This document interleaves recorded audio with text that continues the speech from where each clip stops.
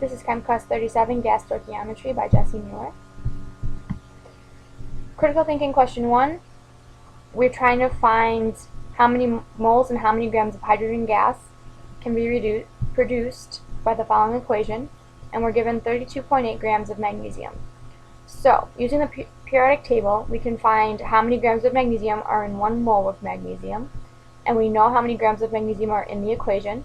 So you do 32.8 divided by 24.31, and the mole to mole ratio in the equation is 1 mole of magnesium to 1 mole of hydrogen gas. So we can use that to find how many moles of hydrogen there are in the reaction. So 1.35 moles of hydrogen, and because there are 2 molecules of hydrogen, we have to do 2.0 grams of hydrogen gas and multiply it by the moles to find the grams in the reaction, which is 2.718 grams. The ideal gas law is used to determine a variable of a substance. So when we have gaseous reactions that are undergone, we have to use PV equals nRT, where P is pressure, V is volume, N is amount of substance, R is the ideal gas constant, and T is the temperature. Critical thinking question 2. Considering your answer to question 1, we have to find what volume of hydrogen gas can be produced if this reaction was carried out at STP. So at STP, there's 1 atm of pressure. We don't know the volume. There's 1.35 moles of H2 from the first question. There's 0.08206 liters atm per mole Kelvin for R, and 273 Kelvin for temperature. We solve that out, and we get 30.2 liters of hydrogen. Standard temperature and pressure is used when performing calculations on gases. Standard temperature is 273 Kelvin and standard pressure is 1 atm. Nitrogen gas can be produced by reacting Na3N with chlorine gas. If this reaction was carried out at STP with 34.8 grams of Na3N, what volume of nitrogen gas can be produced? So, we're given the equation here, and we solve out how many moles of nitrogen gas there are by using the same method we did in critical thinking question 1. We get 0.419 moles of N2. The 0.419 moles of N2 are divided by 2 moles of Na3N to get 0.2096 moles of N2. And then we use PV equals nRT to find that the volume is 4.7 liters of N2. More information: the coefficients in a balanced equation relate the number of moles of reactants to each other.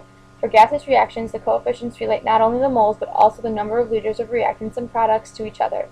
So, the following balanced equation, the moles of nitrogen gas, for the ratio of moles to oxygen gas, there's 1 mole to 2 moles for nitrogen to oxygen. So, when we're relating moles, like we did in the last 3 questions, we can relate also the liters of volume that are given.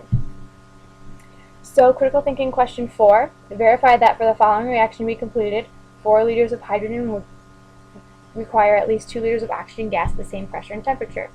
So because the mole to mole ratio of hydrogen and oxygen is 2 to 1, the ratio is related with liters, just as we had previously decided. And so because there are 4 liters of hydrogen and 2 liters of oxygen, both are divisible by 2, which is a 2 to 1 ratio. Critical thinking question 5. If there in a certain combustion reaction involving propane, 34.4 liters of CO2 was produced, how many liters of propane were combusted? And we're assuming the reaction took place at STP. So there's a 3 to 1 ratio of CO2 to C3H8. So in order to determine how many liters of propane were combusted, we must take the liters of CO2 and divide it by the liters of C3H8. So 34.4 liters of CO2 divided by 3 moles of CO2 is 11.5 liters of C3H8.